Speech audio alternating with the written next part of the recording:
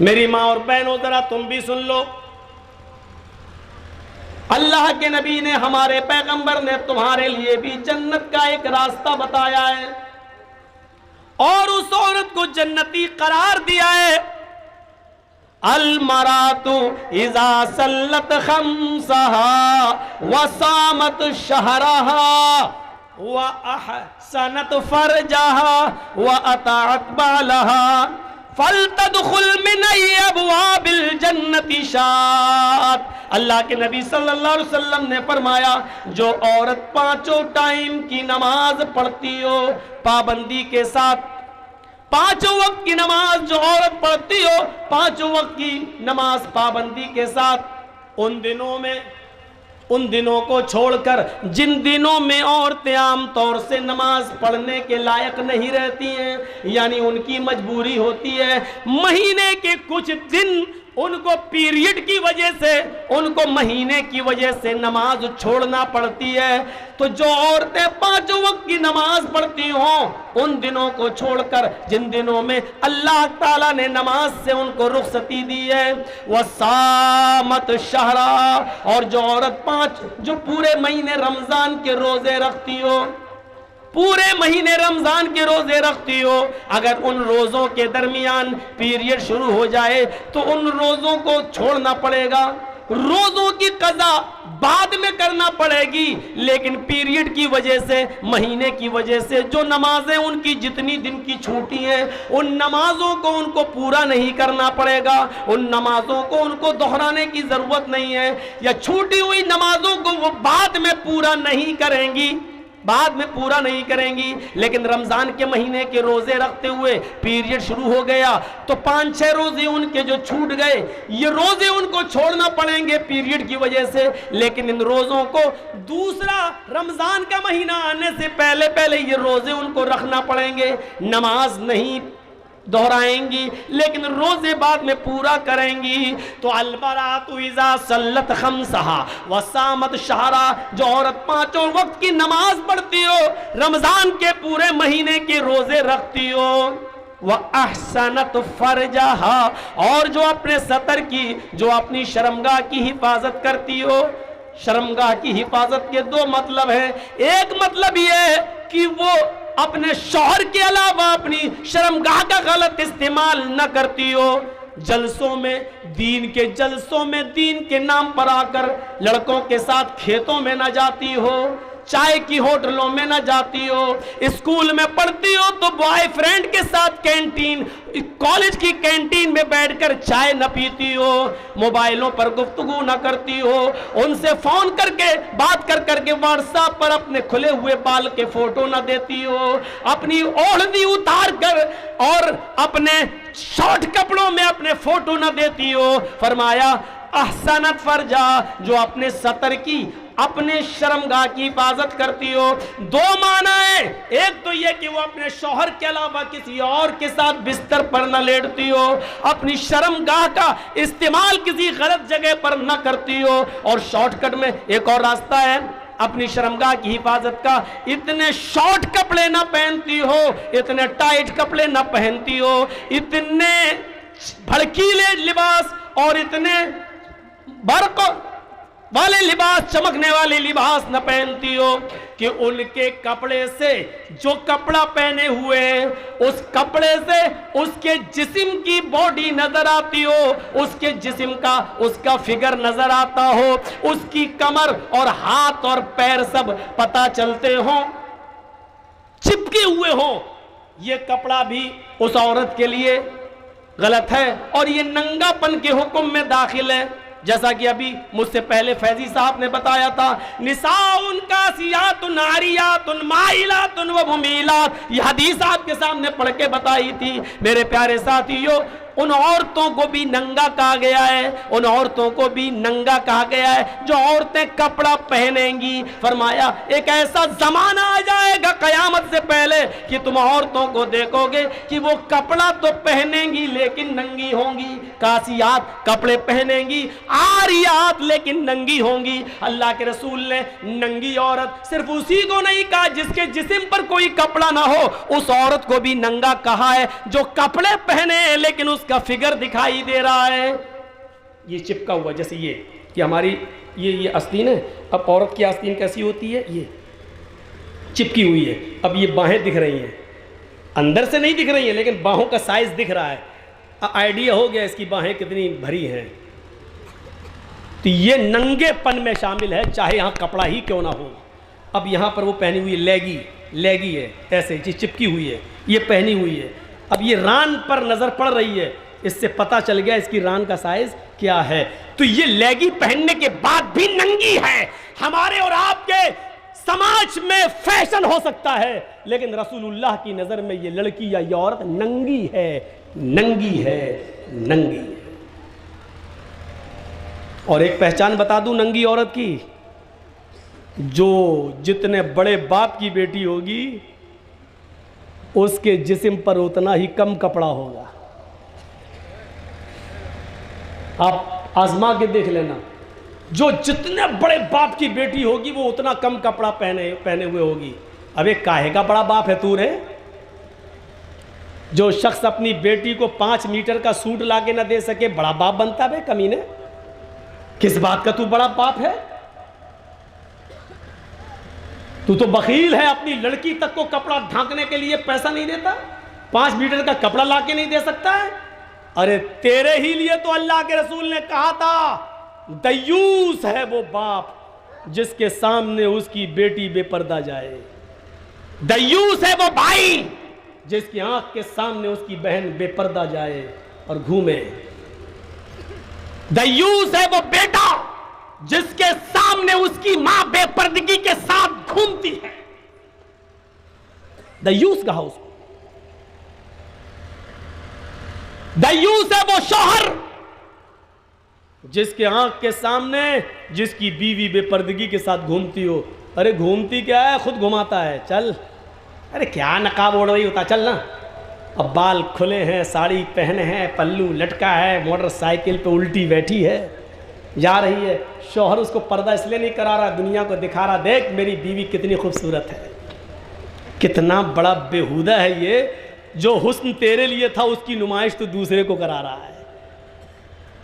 ہمارے فیضی صاحب بگڑ رہے تھے بیچارے، کہہ رہے تھے کہ وہ عورتیں جو دوسروں کے لیے بنتی اور سنورتی ہیں، ارے یہ خود دوسروں کے لیے بنا سوار کے لے کے جا رہا ہے، خود دیکھنا گوارا نہیں کر رہا، میک اپ کر کے خود موٹر سائیکل پہ لے کے جا رہا ہے اور لوگ دیکھ رہے ہیں ماشاءاللہ اس کی بیوی بڑی اچھی ہے اور خود سن کے خوش ہو رہا ہے، میری بیوی کی تعریف ہو رہی ہے. ابے تو دیوس ہے. دیوس کا معنی جانتے ہو کیا ہے؟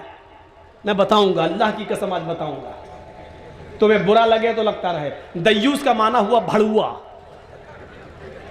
دیوس تو عربی لفظ ہے نا. اب یوگی جی ہم سے پوچھا کہ مولانا صاحب یہ دیوس کس کو کہا گیا تو ہمیں کیا بتانا پڑے گا. مودی جی ہم سے پوچھا کہ دیوس کا معنی کیا، بھائی دیوس تو عربی لفظ، دیوس کس کو کہتے تو ان کو سمجھانا پڑے گا نا. دیوس کے معنی بھڑوا. اب بھڑوا اب بتانا پڑے گا نا بھڑوا کس کو کہتے ہیں. بھڑوا اس کو کہتے ہیں کہ جس نے اپنی ماں بہن بیٹی کو دھندا کرانے کے لیے کسی کوٹھے میں بٹھا دیا ہے اور ان سے دھندا کراتا اور ان کی کمائی کھاتا ہے. اس کو کہتے ہیں بھڑوا. اپنی ماں بہن بیٹی کی کمائی کھانے والا، حرام کمائی کھانے والا. اتنا گندا انسان ہوا یہ آدمی. سماج میں یہ برائی چل رہی ہے. جب تم اپنی بیویوں کو لے کے جاؤ گے میک اپ کرا کے تو ظاہر ہے کہ ہماری عورتیں بھی پھر ہمارے لیے میک اپ کیوں کریں گی. گھر میں تو رہیں گی بھنگن بن کر اور بازاروں میں جائیں گی ہیما مالنی کی اماں بن کر. دیکھ رہے لپسٹک لگی ہے، پاؤڈر چپڑا ہے. قسم خدا کی اگر اس کو نہلا دیا جائے یا بارش ہو جائے تو اس کا چہرہ اتنا بھیانک نکلے گا اندر سے کہ اس کی اولاد بھی اس کو نہیں پہچان پائے گی. میری اماں کہاں ہے، میری اماں کہاں ہے. یہ آج کل جو صرف اپنی بیوٹی پارلر کی وجہ سے چل رہی ہیں، اپنے میک اپ کی وجہ سے یہ ہے، ورنہ ان کی شکلیں قسم خدا کی مردوں سے بھی زیادہ بری ہیں. اگر ان کے اوپر پانی ڈال دیا جائے اور ان کو دھو دیا جائے تو ان کی شکلیں ایسی نکلیں گی کونی ٹیڑھی ہو. آپ بھاگیں گے ان کو دیکھ کر. اب بیچاری برا مان رہی ہوں گی، اتنا برا کہہ رہے ہیں مولانا، کہہ رہے ہیں، کہیں گے جلسہ یہاں ہو رہا تم جلیبی خریدو گی غصہ نہیں آئے گا. جلسہ یہاں ہو رہا تم باہر جا کے موبائلوں پہ بات کر رہی غصہ نہیں آئے گا ہم کو. ہم تو بہت کچھ کہیں گے.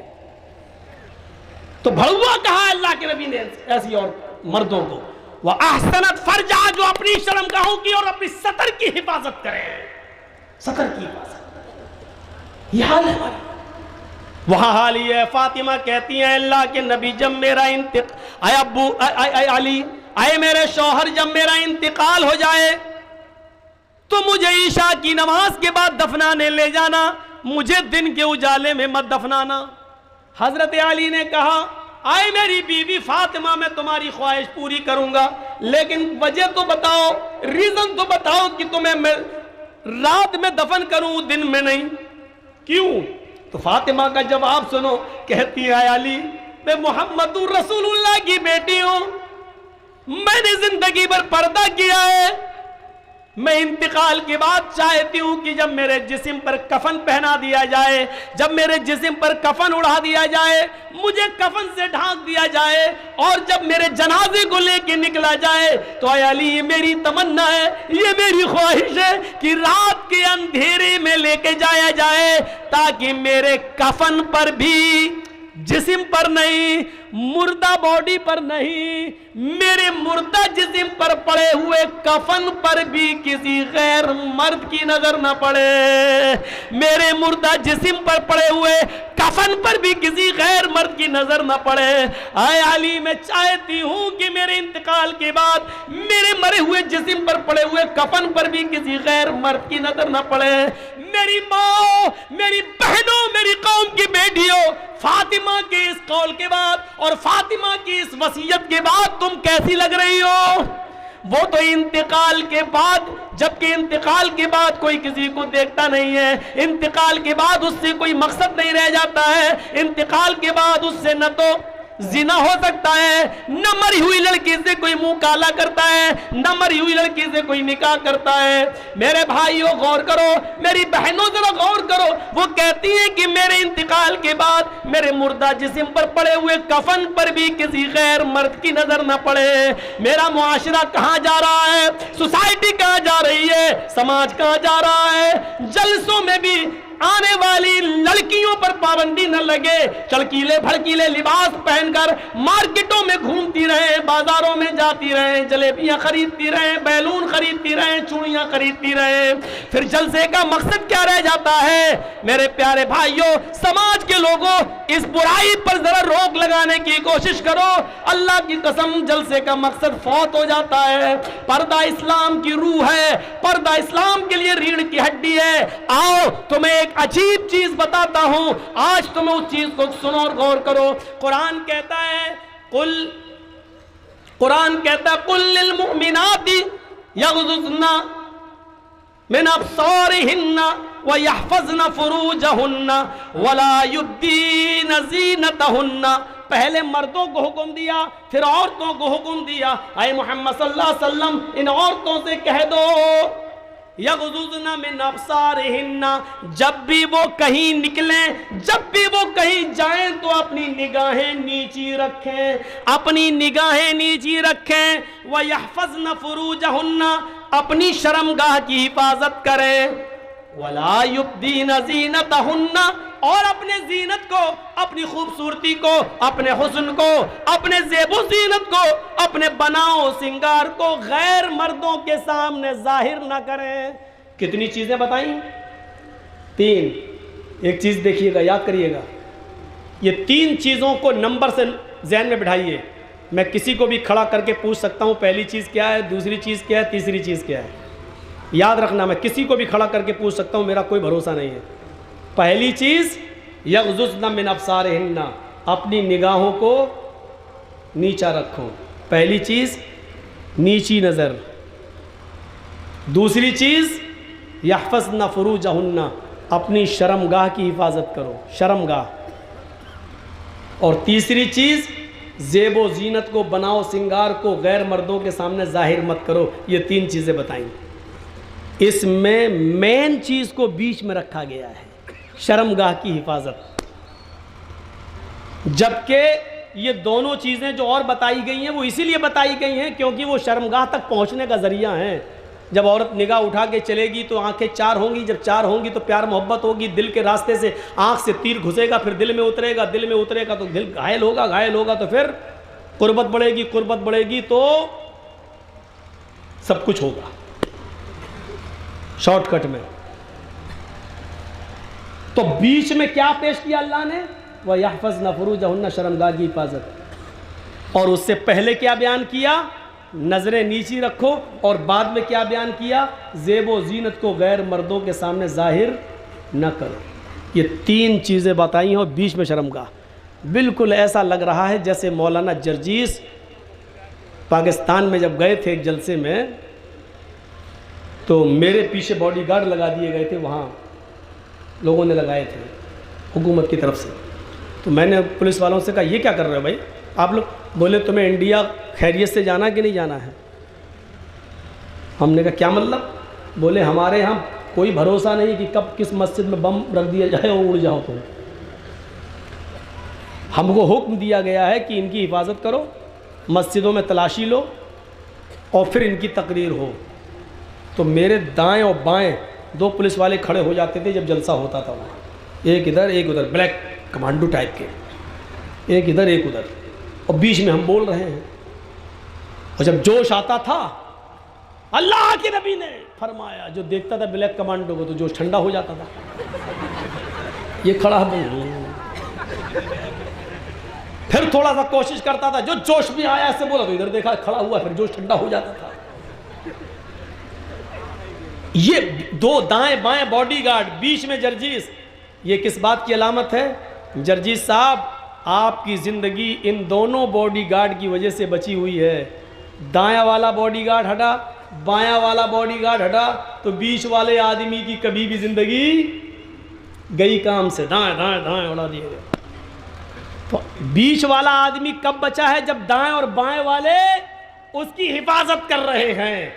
اب غور کرو ان تین چیزوں پر، ان تین چیزوں میں بیچ والی چیز مین ہے شرمگاہ کی حفاظت، اور دائیں بائیں جو دو چیزیں ہیں وہ اس کی باڈی گارڈ ہے، اس عورت کی باڈی گارڈ ہے۔ نظروں کو جب تک نیچا کر کے چلے گی، جب تک وہ اپنی آنکھیں اٹھا کر کسی غیر مرد کو نہیں دیکھے گی، جب تک وہ اپنی نظریں نیچی کر کے چلے گی، اس کی شرمگاہ کی حفاظت رہے گی، کیونکہ یہ نظروں کو نیچا کر کے چلنا یہ اس کی شرمگاہ کی حفاظت کرے گی۔ یہ باڈی گارڈ ہے نظریں نیچی کرنا۔ وَلَا يُبْدِينَ زِينَتَهُنَّ، اور زیب و زینت کو غیر مردوں کے سامنے ظاہر مت کرو۔ اور جب بناؤ سنگار کو، لپسٹک کریم پاؤڈر کو جب چپڑ کے نکلو گی بازاروں میں، پھرو گی گھومو گی، تو یہ لڑکے کیا تمہیں اپنی بہن بنائیں گے؟ 250 گرام چپڑو گی جب کریم، اور ایک اور وہ آتا پاؤڈر، پتہ نہیں کون سا، جانتے ہو یہ پاؤڈر کا نام کیا؟ Water proof powder. عورتوں نے سوچا کہ جب بارش ہوتی ہے تو ہمارا چہرہ دھل جاتا تو آنی کاڑی تیلی نکلتے، تو اب انہوں نے واٹر پروف پاؤڈر بنوا لیا۔ اب چاہے کتنا پانی آئے وہ پاؤڈر لگا رہے گا۔ اب وہ پاؤڈر تب بھی نہیں چھوٹے گا جب اس کا آدمی اس کو چومے گا، چاٹے گا، تب بھی اس کے منہ میں چلا جائے گا، لیکن چھوٹے گا نہیں۔ اس کا شوہر عجیب قسم کا پاؤڈر آتا ہے، عجیب سب، دیکھیے اس کی شکل تک نہیں دیکھی جاتی، لیکن بڑے شوق سے لگاتے ہیں، اور جو لگا کے نکلتی ہے تو قسم خدا کی ایسا لگتا ہے جیسے امریکن بندریا جا رہی ہو۔ تم ہنستے ہو، خوبصورت پر کٹے بال کٹے ہیں پر چل رہی ہو، لگ رہا جیسے آپ کہہ رہے ہوں کہ جنت کی حور جا رہی ہے، ہماری نظر میں تو یہ امریکن بندریا لگتی ہے۔ اچھی خاصی خوبصورتی اللہ نے دی تھی، اور اس نے اپنے آپ کو امریکن بندریا بنا لیا، امریکن بندریا۔ تو بیچ میں جو چیز ہے وہ ہے شرمگاہ، اور دائیں بائیں اس کے باڈی گارڈ۔ تو اللہ تعالیٰ نے اشارہ کیا، جب تک تم نظریں نیچی کر کے چلو گی، اور جب تک بناؤ سنگار کو غیر مردوں کے سامنے ظاہر نہیں کرو گی، زیب و زینت کو غیر مردوں کے سامنے نہیں دکھاؤ گی، تب تک تمہاری شرمگاہ کی حفاظت رہے گی۔ اور جیسے ہی تم سڑکوں پر، بازاروں میں میک اپ کر کے چلنے لگو گی، اور نظریں اٹھا کے، آنکھیں اوپر کر کے، سر اٹھا کر چلو گی، تو بیچ والی چیز کی کوئی ذمہ داری نہیں ہے، کیونکہ باڈی گارڈ ہی نہیں رہا، تو بیچ والی چیز پر کبھی بھی حملہ ہو سکتا ہے۔ اے فاطمہ، اے زینب، اے رقیہ، اے ام کلثوم، اے عائشہ، اے زارا، اے سارہ، اے ہاجرہ، یہ دونوں چیزیں اگر تیری اٹھ گئی باڈی گارڈ تو تجھے زارا سے نربھیا کبھی بھی بنایا جا سکتا ہے، کیونکہ باڈی گارڈ نہیں رہے ہیں تو کبھی بھی درندگی کا شکار ہو سکتی ہے۔ چلتی بس میں تیرے ساتھ 10 لڑکے بھیڑیے بن کر تیری عزت و آبرو کو کبھی بھی لوٹ سکتے ہیں، اور چلتی ہوئی بس سے تجھے دھکا دے سکتے ہیں، کبھی بھی تیری عزت و آبرو لوٹ سکتی ہے، کیونکہ تیرے باڈی گارڈ تیرے پاس سے ختم ہو چکے ہیں، کیونکہ نظریں نیچی کر کے تو نہیں چل رہی ہے، اور میک اپ اور خوشبو اور پرفیوم لگا کے تو جا رہی ہے۔ اب باڈی گارڈ ہی نہیں رہے تو شرمگاہ کی حفاظت ہوگی کیسے؟ قرآن نے ان دونوں چیزوں کو باڈی گارڈ کی حیثیت سے پیش کیا۔ وَأَحْسَنَتْ فَرْجَهَا، اور جو اپنی شرمگاہ کی حفاظت کرتی ہو، 3 چیزیں، جو 5 وقت کی نماز پڑھتی ہو اور رمضان کے پورے مہینے کے روزے رکھتی ہو اور اپنی شرمگاہ کی حفاظت کرتی ہو، وَأَطَاعَتْ بَعْلَهَا، اور چوتھی چیز جو اپنی شوہر کی خدمت کرتی ہو، اطاعت و فرما برداری کرتی ہو۔ سن لو، عورت صرف اپنے شوہر کی اطاعت و فرما برداری کرنے کے لیے پیدا کی گئی ہے، اس میں کمی برداشت نہیں کی جا سکتی ہے۔ اسی لیے اللہ کے نبی صلی اللہ علیہ وسلم نے فرما دیا ہے، اور تھوڑی دیر کے لیے مجھے معاف کرنا کہ مولانا جرجیس صاحب اس طریقے کی باتیں کیوں کر رہے ہیں، اللہ کے رسول نے اسی لیے اشارہ کیا ہے، اے خواتین، اے لیڈیز، اے عورتوں، تمہارا شوہر تھکا ہوا، ماندہ ہوا، پریشان حال، بزنس کر کے مزدوری کر کے جب تھکا ہوا گھر میں آتا ہے تو عورت کی ذمہ داری ہوتی ہے کہ وہ اپنے تھکے ہوئے شوہر کا کھل کر استقبال کرے، جیسی دروازے پر دروازہ کھولنے جائے تو مسکراتے ہوئے اس کا دیدار کرے۔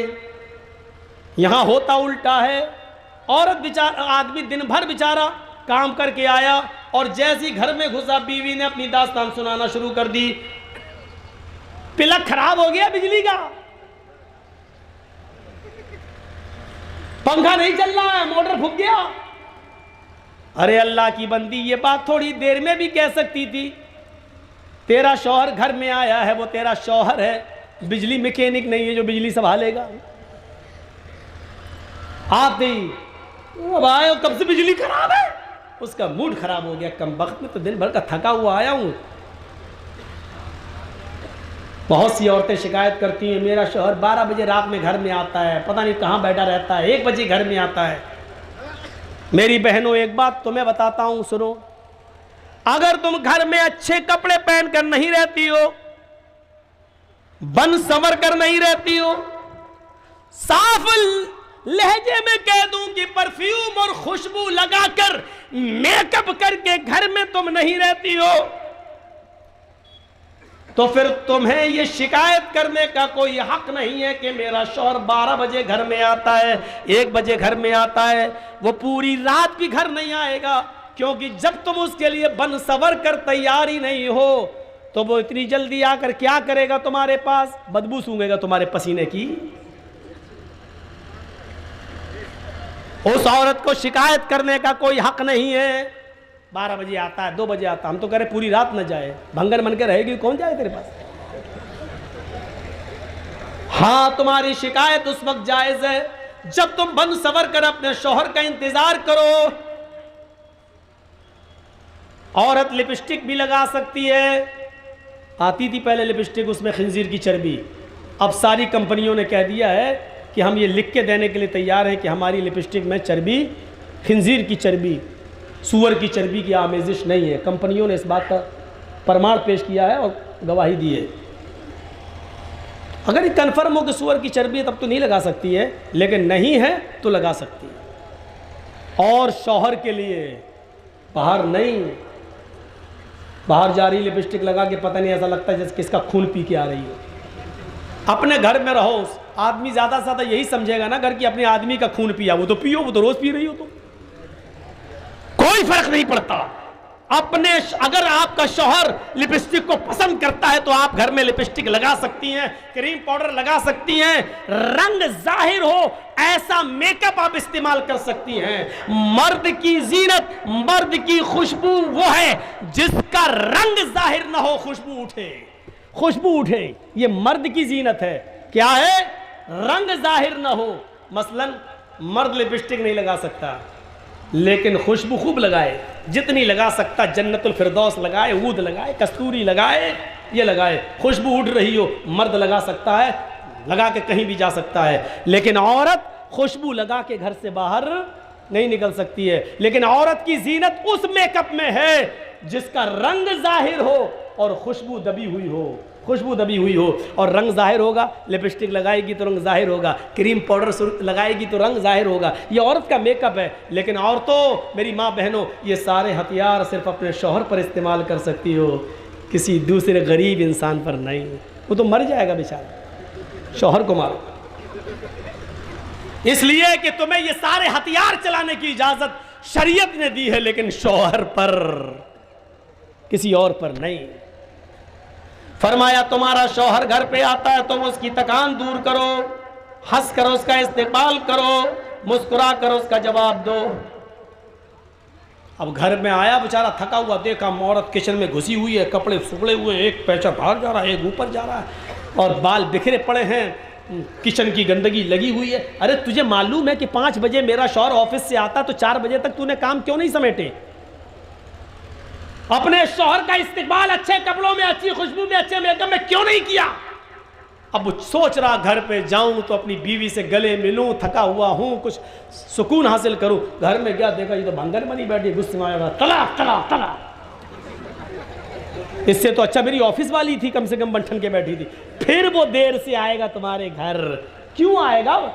10-9 بجے کیوں بیٹھے گا تمہارے پاس؟ گھر میں آتا تم بھنگر بن کے رہتی ہو، تو پھر آفس والی ہی کو نہ پسند کرے گا۔ میں یہ نہیں کہہ رہا ہوں کہ وہ جائز ہے، وہ غلط کر رہا ہے، لیکن اس سے زیادہ غلط تم کر رہی ہو، کیونکہ تم اس کی بیوی ہو کر اس کو اپنے جسم سے روک رہی ہو اور فائدہ اٹھانے کا موقع نہیں دیتی ہو۔ اس لیے فرمایا کہ اگر عورت کو بچہ بھی ہو رہا ہو اور وہ اونٹنی کی اوپر بیٹھی ہو، زچگی کے وقت، بچے کی پیدائش کے وقت عورت کو ایک اونٹنی پہ بٹھایا جاتا تھا عرب کے اندر، تاکہ آسانی سے ڈلیوری ہو جائے، آسانی سے بچہ پیدا ہو جائے۔ فرمایا اللہ کے نبی نے اگر تم اس اونٹنی پر بھی بیٹھی ہوئی ہو اور تمہارے بچے کا ڈلیوری کا وقت قریب ہو اور اس حال میں تمہارا شوہر ہم بستری کے لیے تمہیں بلائے، تم سے وہ یہ چاہے کہ وہ اپنی بیوی سے فائدہ حاصل کرے، تو آئے عورت، تجھے اس وقت بھی اپنے شوہر کے پاس جانا پڑے گا، اس لیے کہ اس کے دل میں لگی ہوئی آگ کو تیرے علاوہ کوئی بجھا نہیں سکتا ہے۔ اگر اس کے دل کی آگ کو تو نے نہیں بجھایا تو تیرا شوہر غلط کام میں پڑ سکتا ہے، ادھر ادھر جا سکتا ہے، اس کے خرمن میں آگ لگ سکتی ہے، وہ غلط راستے پر جا سکتا ہے۔ فرمایا کہ عورت کو اس حال میں بھی اپنے شوہر کے پاس آنا پڑے گا، اور اس پوزیشن میں بھی وہ اپنے شوہر کو اپنے جسم سے نہیں روک سکتی ہو۔ سن لو، اللہ کے نبی فرماتے ہیں اگر تم چولہے پر بھی بیٹھی ہو، روٹیاں پکا رہی ہو، آگ جل رہی ہو، روٹی جلتی ہے تو جل جانے دو، اگر تمہارا شوہر تمہیں بلاتا ہے کہ تم سے کچھ فائدہ حاصل کرے تو تم چولہے کو چھوڑ کر، روٹیاں پکانا چھوڑ کر اپنے شوہر کے پاس جاؤ گی، اس کے ارمان کو پورا کرو گی، اس کے دل کے مقصد کو پورا کرو گی۔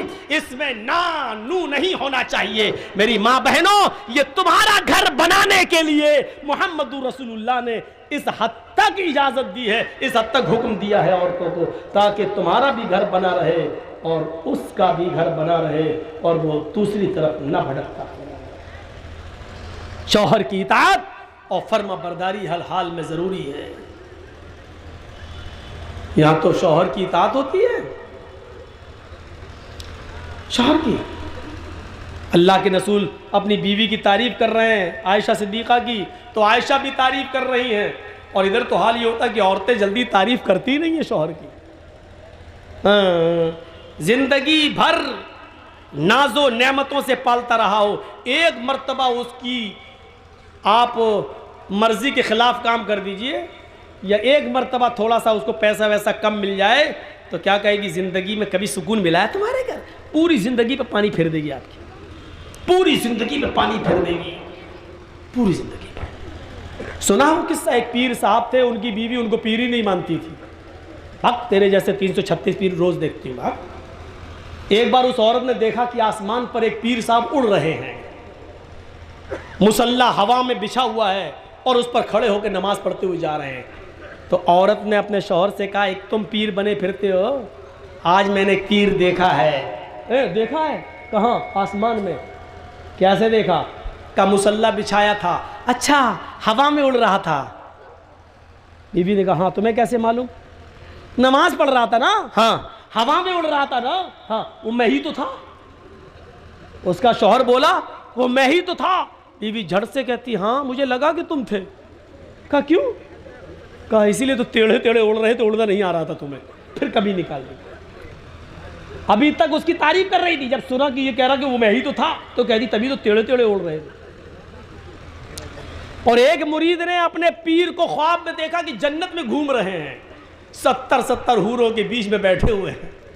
ہمارے پیر صاحب جنت کے شہد اور دودھ کی نہروں میں گوتے لگا رہے ہیں۔ صبح آنکھ کھلی ان کی، کہنے لگے اپنے پیر صاحب کو جا کے خوشخبری سنا دوں کہ ارے تم تو جنتی آدمی ہو۔ جیسی پیر صاحب گئے، پیر صاحب کے گھر مرید گیا، اس نے دروازے کو دستک دی تو کیا دیکھ رہا؟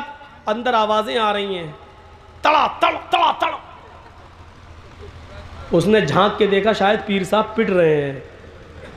اس نے سوراخ سے ایسی جھانک کے دیکھا تو کیا دیکھتا ہے کہ پیر صاحب کی بیوی جھاڑو سے پیٹ رہی ہیں پیر کو۔ وہ کہتا رہے یار یہ کیا ہو گیا؟ میں نے تو خواب میں دیکھا کہ پیر صاحب جنت میں گھوم رہے ہیں، 70 حوروں کے بیچ میں بیٹھے ہوئے ہیں، یہاں تو ایک نہیں سب اللہ ہی ان سے۔ یہ بیچارہ جانے لگا، پیر صاحب دروازہ کھولتے ہیں، کہاں جا رہے ہو؟ میں جا رہا ہوں گھر۔ ادھر آؤ۔ کیوں آئے تھے؟ ارے کچھ نہیں یار، آیا تھا بہت بڑی خوشخبری سنانے، لیکن اگر موڈ خراب ہو گیا میرا، میں جا رہا ہوں۔ کہا کیا ہوا؟ ارے کیا ہوا یار؟ ارے بتاؤ نا کیا ہوا، کیا پریشانی تھی؟ ارے کچھ نہیں پیر صاحب، رات میں نے خواب میں دیکھا تھا کہ 70 حوروں کے بغل میں آپ بیٹھے، وہ ادھر سے بوسہ لے رہی ہے، وہ ادھر سے پکڑ رہی ہے، اور آپ مست ہیں، دودھ کی اور شہد کی نہروں میں گوتے لگا رہے ہیں، جنت کی نعمتوں سے مستفید ہو رہے ہیں۔ میں نے سوچا کہ آپ کو خوشخبری سنا دوں، یہاں دیکھ رہا ہوں کہ آپ جھاڑو سے پٹ رہے ہیں، اپنی اتنا برا حال آپ کا۔ تو پیر صاحب ہار ماننے والے کب ہیں؟ پیر صاحب نے کہا میرے مرید تم نے خواب تو بالکل صحیح دیکھا، خواب میں ہی تھا۔ کہ خاک تم تھے، یہاں جھاڑو سے پٹ رہو میں تھا۔ ارے سنو تو پہلے، تم نے خواب میں جو مجھے دیکھا جنت میں وہ بالکل صحیح دیکھا، وہ اللہ نے مجھے ہی کو جنت دی ہے، لیکن وہ جنت ملی کیسے وہ تمہیں معلوم ہے؟ کہا میں کیا جانوں؟ کہا اپنی بیوی کے ہاتھ سے روز جھاڑو سے پٹتا ہوں اور اسی پر صبر کرتا ہوں، اس صبر کے بدلے میں اللہ نے مجھے جنت دی ہے۔ پیر صاحب ہار ماننے والے کب ہیں؟ مولوی اور پیر کبھی ہار مانتا ہے؟ کبھی نہیں مانتا۔ وہ کوے اور کبوتر والا چٹکلا سنے ہیں نا آپ؟ ایک شکاری کے جال میں کوا بھی پھنس گیا اور کبوتر بھی پھنس گیا، تو کوا بھی رو رہا تھا کاؤں کاؤں کاؤں، کبوتر بھی گڈر گڈر گڈر پھنس گیا۔ تو کوے کو غصہ آیا، کوے نے کہا چپ، گڈر گو کرتے کرتے کان پکا دیے میرے۔ تو کبوتر بولا تو بھی تو کاؤں کاؤں کاؤں کاؤں کر رہا ہے، تو نے تو میرے کان پکا دیے۔ تو کوا بولا میں تو اس لیے رو رہا ہوں کہ کبوتر بولا ارے میں تو اس لیے رو رہا ہوں کہ میں تو حلال ہوں،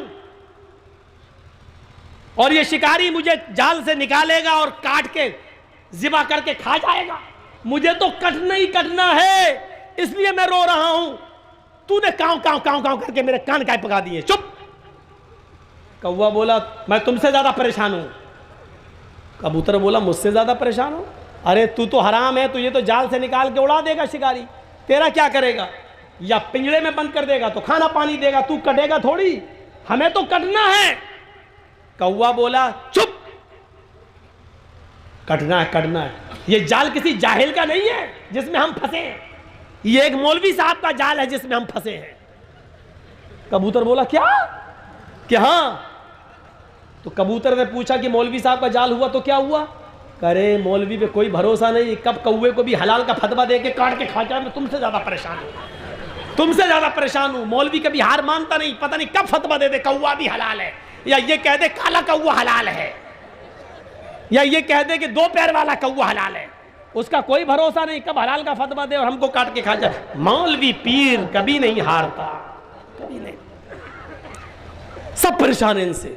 تو وَأَطَاعَتْ بَعْلَهَا، اپنے شوہر کی اطاعت و فرما برداری، یہ 4 کام جو عورت کر لے امام کائنات نے فرمایا، اللہ کے نبی نے فرمایا المرأۃ اذا صلت خمسا وصامت شہرا واحسنت فرجا واتات بعلہا، جو عورت یہ 4 کام کر لے، 4 کام کر لے، 5 وقت کی نماز پڑھ لے، رمضان کے پورے مہینے کے روزے رکھ لے، اپنی شرمگاہ کی حفاظت کر لے اور اپنی شوہر کی اطاعت و فرما برداری کر لے، فَلْتَدْخُلْ مِنْ أَيِّ أَبْوَابِ الْجَنَّةِ شَاءَتْ، ایسی عورت سے کہا جائے گا آئے اللہ کی نیک بندی، تیرے لیے جنت کے 8 دروازے کھلے ہوئے، تو جس دروازے سے داخل ہونا چاہے ہو جا، تو جس دروازے سے جانا چاہے چلی جا، تو جس دروازے سے انٹری پانا چاہے پا جا، تیرے لیے جنت کے 8 دروازے کھلے ہیں۔ میری ماں بہنوں، لو تمہارے لیے یہ 4 کام کرنے پر اللہ کے رسول فرماتے ہیں کہ جنت میں انٹری مل رہی ہے تمہیں۔ 5 وقت کی نماز پڑھ لو، روزہ رکھ لو، شوہر کی اطاعت کر لو، شرمگاہ کی حفاظت کر لو، جنت میں داخل ہو جاؤ۔ یہ جنت میں جانے کا ایک راستہ ہے۔ جنت میں جانے کا ایک راستہ یہ ہے کہ اللہ کے نبی صلی اللہ علیہ وسلم صحابہ کرام کے بیچ میں بیٹھے ہوئے، بخاری کی روایت ہے، اچانک آپ نے ایک سوال کیا، من اصبح منکم اليوم صائما، تم لوگوں میں سے آج روزہ کس نے رکھا؟ نفلی روزے کی بات ہو رہی ہے، فرض روزے تو سب رکھتے تھے۔ اے صحابیوں بتاؤ تم لوگوں میں سے نفلی روزہ کس نے رکھا؟ فقام ابو بکر فقال انا یا رسول اللہ، ابو بکر صدیق اٹھتے اور کہتے ہیں اللہ کے رسول میں نے۔ کہا بیٹھ جاؤ۔ لوگوں روزہ رکھنے میں ابو بکر آگے نکل گئے۔ اب دوسرا سوال بتاؤ، من اطعم منکم اليوم مسکینا، تم لوگوں میں سے آج کسی مسکین کو کھانا، کسی بھوکے کو کھانا کس نے کھلایا؟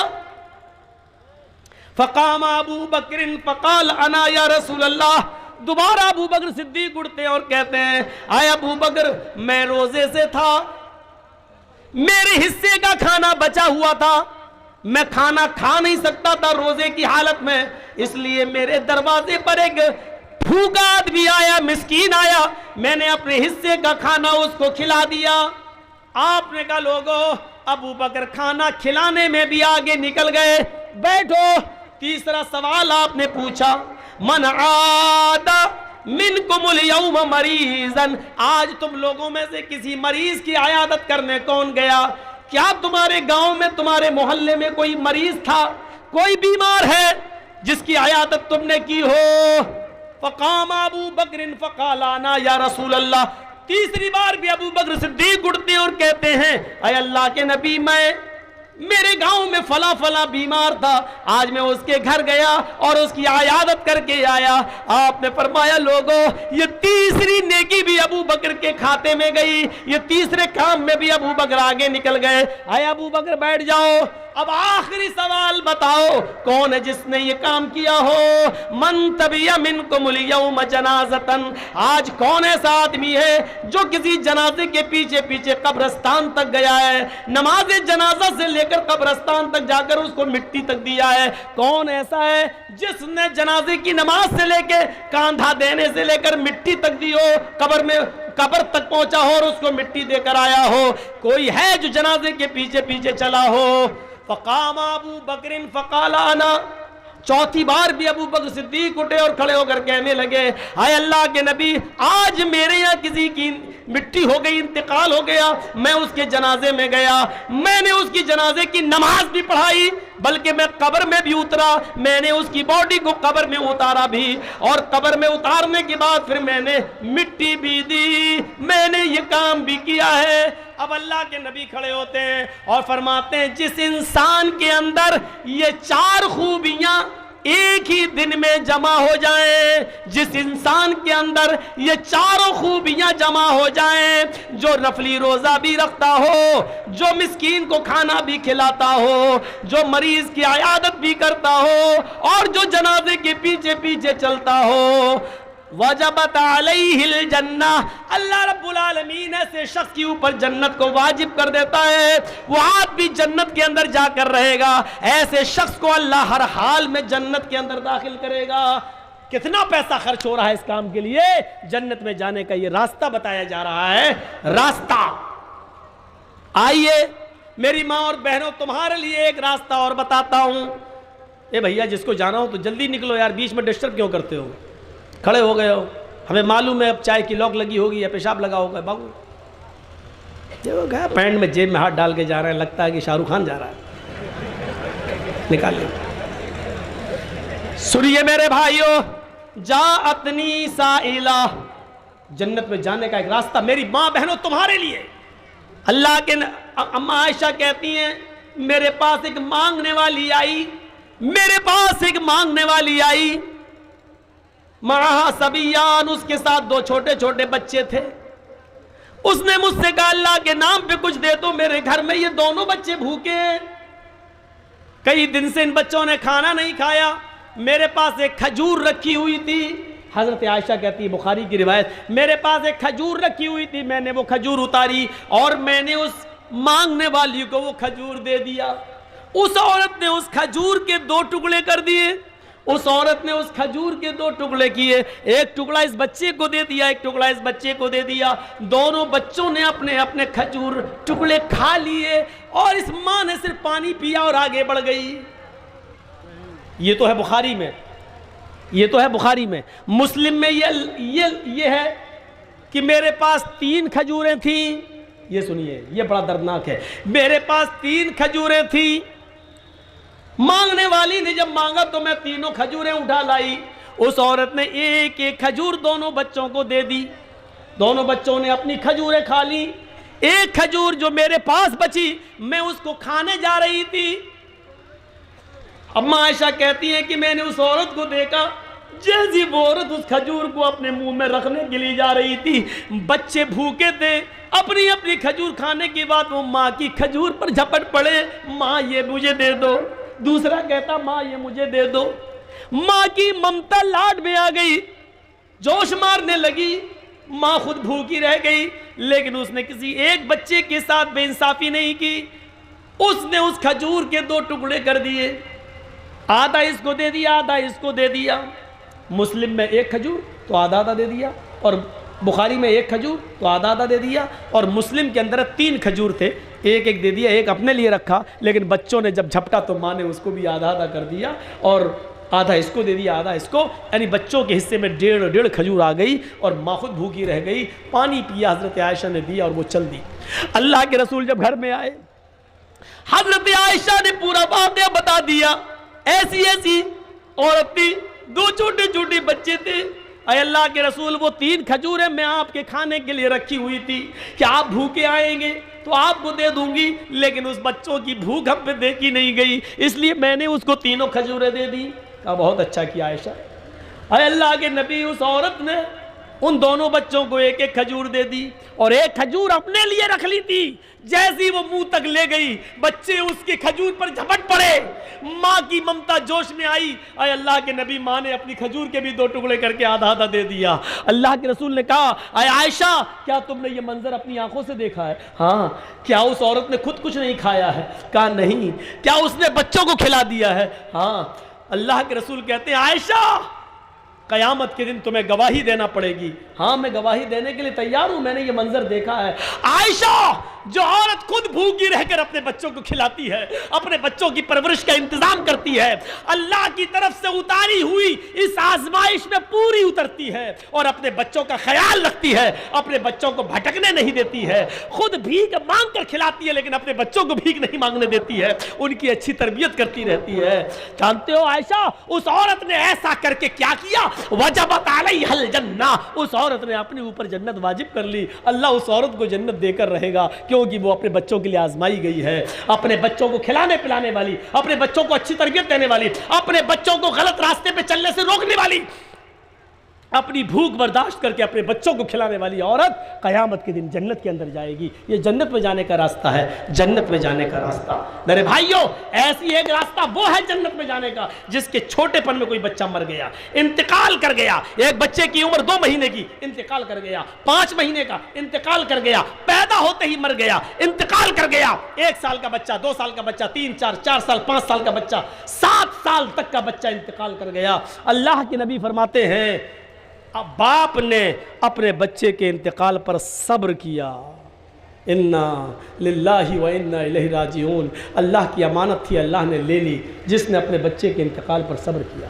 قیامت کے دن ان بچوں کی روحیں نکال لی جاتی ہیں، صغارہم دعامیس الجنہ، ان بچوں کی روحیں نکال کر جنت کے اندر ڈال دی جاتی ہیں، اور بلا روک و ٹوک یہ جنت میں گھومتی رہتی ہیں روحیں، چھوٹے چھوٹے بچوں کی روحیں جنت میں گھومتی رہتی ہیں۔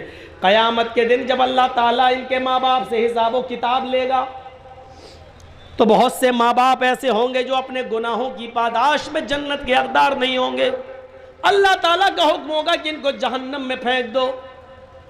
جب فرشتے ان کو جہنم میں لے جا رہے ہوں گے تو اللہ تعالیٰ کہے گا روک لو، اے فرشتوں روک لو، یہ وہ لوگ ہیں جن کے بچپن میں ہم نے چھوٹے چھوٹے بچے چھینے ہیں، کسی کا 1 سال کا، کسی کا 2 سال کا، کسی کا 4 سال کا، 5 سال کا، 6 سال کا، 7 سال کا، میں نے ان کے بچے چھینے۔ جاؤ اے فرشتوں جنت سے ان بچوں کو لے کر آؤ، ان کو جہنم میں ڈالنے سے پہلے ان کی ملاقات ان کے بچوں سے کرا دو۔ ایک بار یہ حق بنتا ہے، دنیا میں یہ اپنے بچوں سے نہیں مل سکے اور ان کے بچے ان کے اپنے ماں باپ سے نہیں مل سکے، یہاں ان کو ملا دو۔ جنت سے جیسے ان بچوں کو لایا جائے گا اور کہا جائے گا یہ تمہارے ماں باپ ہیں، تم اپنے ماں باپ سے مل لو، وہ بچے خوشی خوشی اپنے ماں باپ سے ملیں گے، کافی دیر تک اپنے ماں باپ سے باتیں کرتے رہیں گے، پھر حکم ہوگا ان بچوں کو جنت میں ڈال دو اور ان کے ماں باپ کو جہنم کے اندر لے جاؤ۔ جیسے ہی ان کے ماں باپ کو جہنم میں لے جانے کا حکم ہوگا، یہ کہیں گے اے فرشتوں میرے ماں باپ کو کہاں لے جا رہے ہو؟ فرشتے کہیں گے اے بچوں تمہارے رب کا حکم ہے کہ ان کو جہنم میں ڈال دو، کیونکہ یہ دنیا میں بہت بد عمل تھے، نیک کام نہ کیا کرتے تھے، ان کو جہنم میں ڈالا جائے گا۔ یہ سنتے ہی وہ بچے اپنے ماں باپ کو پکڑ لیں گے، فَيَأْخُذُ بِنَاحِيَةِ ثَوْبِهِ، یہ بچے اپنے ماں باپ کے دامن کو پکڑ لیں گے، لم يُفَارِقَهَا، پھر اس کو چھوڑیں گے نہیں، اپنے ماں باپ کا دامن پکڑ لیں گے اور اس کو چھوڑیں گے نہیں، کہیں گے اے اللہ یہ تیرا کیسا انصاف ہے، اے اللہ یہ تیرا کیسا نیائے ہے، اے اللہ یہ تیرا کیسا انصاف ہے، دنیا میں بھی تو نے مجھ سے میرے ماں باپ سے الگ رکھا، دنیا میں بھی تو نے مجھے میرے ماں باپ سے الگ رکھا، اور آخرت میں بھی تو مجھے میرے ماں باپ سے الگ کر رہا ہے، اے اللہ جب آخرت میں بھی مجھ سے میرے ماں باپ کو الگ کرنا تھا تو دنیا میں تو نے مجھ سے میرے ماں باپ سے الگ مجھے کیوں کیا؟ اے اللہ میں اتنا بد نصیب کیوں، نہ تو دنیا میں مجھے میرے ماں باپ ملے، نہ آخرت میں بھی مجھے میرے ماں باپ مل رہے ہیں۔ یہ کہتے ہوئے وہ بچے اپنے ماں باپ سے چپک جائیں گے، چمٹ جائیں گے اور کہیں گے نہیں اے اللہ میں اپنے ماں باپ کو جنت میں لے جا کر رہوں گا۔ اللہ رب العالمین کہے گا اے فرشتوں ان معصوم نونہال بچوں کی آرزوؤں کو اور تمناؤں کو میں نے پورا کر دیا ہے، جاؤ آئے چھوٹے چھوٹے بچوں تم اپنی تمنائیں لے کر آئے ہو، جاؤ تم اپنے اپنے ماں باپ کی انگلی پکڑو اور ان کو اپنے ساتھ جنت کے اندر لے کر جاؤ، میں نے تمہاری وجہ سے تمہارے ماں باپ کو بخش دیا ہے، تمہاری وجہ سے تمہارے ماں باپ کو جنت دے دی ہے، جاؤ اے بچوں اپنے ماں باپ کو جنت کے اندر لے جاؤ، ہاتھ پکڑ لو اپنے ماں باپ کا اور جنت میں لے جاؤ۔ لیکن کون سے بچے؟ جن بچوں کے انتقال پر جن کے ماں باپ نے صبر کیا ہوگا اور جن کی ماؤں نے صبر کیا ہوگا، گلے پھاڑ پھاڑ کے نہیں روئی ہوں گی، جاہلیت کے نعرے نہیں لگائے ہوں گے، الٹے سیدھے جملے نہیں بولے ہوں گے اور ماتم نہیں کیا ہوگا، نوحہ نہیں کیا ہوگا، گریبان چاک نہیں کیا ہوگا، ایسے ماں باپ کو بچہ جنت کے اندر لے جائے گا، ایسے ماں باپ کو بچہ جنت کے اندر لے جائے گا۔ یہ جنت میں جانے والے راستے تھے، اور بھی بہت سے راستے ہیں، میں نے تو ابھی شارٹ کٹ میں اتنے راستوں پہ میں چل سکا، 2 گھنٹے کی تقریر میں میرے بھائیوں کنٹینیو کئی راتیں جاگتے ہوئے ہو گئی، اس لیے اب میری ہمت آگے نہیں بڑھ پا رہی ہے۔ میرے بھائیوں جنت میں جانے کے راستوں میں سے ایک راستہ یہ بھی ہے کہ من بنا للہ مسجدا بنا اللہ لہ بیتا فی الجنہ، جو دنیا میں اللہ کے لیے مسجد بنائے گا اللہ اس کے لیے جنت میں گھر بنائے گا۔ یہ زکوٰۃ و خیرات، صدقہ اور مدرسوں میں دان دینا، یہ بھی جنت کے راستوں میں سے ایک راستہ ہے۔ میرے بھائیوں آپ آؤ اور بڑھ چڑھ کر مدارس اسلامیہ میں صدقہ خیرات زکوٰۃ دے کر اور جنت کا سرٹیفکیٹ لیجئے اور جنت کے حقدار بنیے. یہ جنت کے راستوں میں سے ایک راستے ہیں جانے کے. صدقہ و خیرات کرتے رہیے, زکوٰۃ دیتے رہیے, اور مدارس اسلامیہ کی ذمہ داری کو سنبھالیے. اردو تو ختم ہو چکی ہے ہمارے انڈیا سے, اگر ہم نے عربی مدرسوں کا ساتھ نہیں دیا تو عربی بھی ختم ہونے کی پلاننگ چل رہی ہے, عربی بھی ختم کر دینے کے منصوبے چل رہے ہیں, اور یہ سب سرکار کی آنکھ کے نیچے ہو رہے ہیں, ناک کے نیچے ہو رہے ہیں. اللہ تعالیٰ ان مدارس اسلامیہ کی حفاظت فرمائے. اللہ تعالیٰ ہمیں جنت کے راستوں میں چلنے کی توفیق عطا فرمائے. بار الہ تجھ سے دعا کرتا ہوں کہ جو لوگ تیری رحمت کو جا چکے ہیں, اللہ ان کی قبروں کو نور سے بھر دے. اے اللہ ان کے گناہوں کو معاف فرما دے. جنت الفردوس میں اعلیٰ علیین کے اندر ان کے روحوں کو جگہ عطا فرما. اے اللہ جب تک تو ہمیں زندہ رکھ, اسلام پہ زندہ رکھنا, اور جب ہمارا خاتمہ ہو تو ایمان پر ہمارا خاتمہ فرمانا. وما علینا الا البلاغ المبین وآخر دعوانا ان الحمد للہ رب العالمین. السلام علیکم ورحمۃ اللہ وبرکاتہ.